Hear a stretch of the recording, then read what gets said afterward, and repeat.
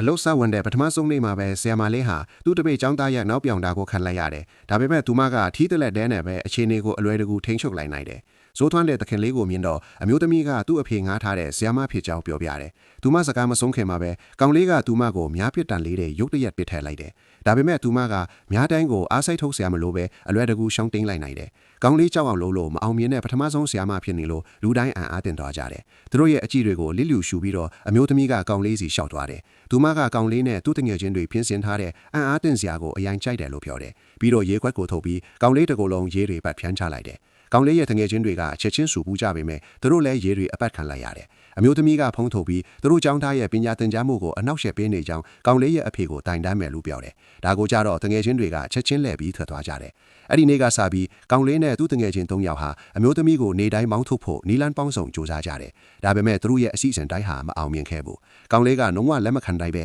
တနေ့နေ့မှာသူမကိုမောင်းထုတ်ဖြစ်မယ်လို့ကြိမ်ဆိုတယ်။တနေ့မှာအင်ဖော်တယောက်ကကောင်လေးဖျားနေလေလို့ပြောတာကြောင့်အမျိုးသမီးကသွားကြည့်လိုက်တော့ကောင်လေးကဓာတ်ပုံပေါင်းတစ်ခုကိုတင်းတင်းကြပ်ကြပ်စုပ်ကိုက်ထားတာကိုတွေ့လိုက်ရတယ်။ဓာတ်ပုံထဲကရင်းနှီးတဲ့မျက်နှာကိုမြင်တော့အမျိုးသမီးကဒီကောင်လေးဟာသူမရဲ့ကျေးဇူးရှင်ရဲ့သားဖြစ်နေလိမ့်မယ်လို့ဘယ်တော့မှမထင်ခဲ့ဘူး။လွန်ခဲ့တဲ့နှစ်ပေါင်းများစွာကသူမအခေကအကြောင်းမတက်ဖို့တားမြစ်ခဲ့ဘူးတဲ့။အဲ့ဒီအချိန်မှာကောင်လေးရဲ့အမေကပဲသူမကို college ပြီးအောင်ပညာသင်ပေးခဲ့တာ။အဲ့ဒီအချိန်မှာအမျိုးသမီးကကောင်လေးရဲ့လက်ထံလေးကွေးလို့မရတာကိုသတိထားမိတယ်။ဒါကိုကောင်လေးရဲ့အဖေကိုချက်ချင်းတင်ဖို့ပေမဲ့ချမ်းသာတဲ့အဖေကအဲ့ဒီလက်ချောင်းကိုသူကိုယ်တိုင်ပဲချိုးပစ်ခဲ့တာလို့ပြောတယ်။သူ့မျက်စိထဲမှာကောင်လေးကသူ့သားသမီးတွေထဲမှာအတုံးမကျဆုံးသူဖြစ်နေလို့ပဲတဲ့အမှန်တရားကိုသိလိုက်ရတော့အမျိုးသမီးကအယမ်းကိုတုန်လှုပ်သွားတယ်။ခုတန်းပေါ်မှာအားနေပြီးကူရမဲ့စွာလဲလျောင်းနေတဲ့ကောင်လေးကိုကြည့်ပြီးအမျိုးသမီးကရုတ်တရက်သနာစိတ်တွေဝင်လာတယ်။ဒါကြောင့်သူမကကောင်လေးကိုပို့ပြီးဂယုတစိုက်ပြုစုဆောင်ရှောက်ပြီးတော့တယ်။ဒီအပြင်းထန်ဖျားတာပြီးနောက်ပိုင်းကောင်လေးရဲ့သဘောထားဟာတိမ်မွေ့စွာပြောင်းလဲလာတယ်။သူတငယ်ချင်းတွေကအမျိုးသမီးကိုမောင်းထိုးဖို့အမတန်ဆိုးဝါးတဲ့အစည်းအဝေးတစ်ခုတင်ပြလာတဲ့အခါကောင်လေးကရုတ်တရက်တောထားတဲ့ကြည်ထားပြီးဒီ